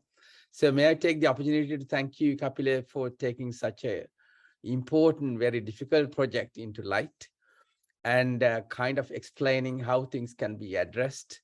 And the next issue will be how to walk the talk, as Gracian said. So it's very likely and very valuable, I think, if you take up another session at some point in a more focused way, because I have here a question from Sunil Jayasurya saying, thanks, Kapila, for the most informative presentation. I have 2 brief questions. Are there any good examples of practices, processes in Sri Lanka itself, like in Jaffna, that we could emulate in addition to that of South Korea? 2, any attempts to explore opportunities to exploit turning agricultural waste such as rice husk into valuable industrial products to improve the payback? So there are lots of good questions and answers that can come for this. So we will probably have to have several more sessions more focused. So thank you again, and I'll complete this session for today, and we'll meet up again next week. And thank you.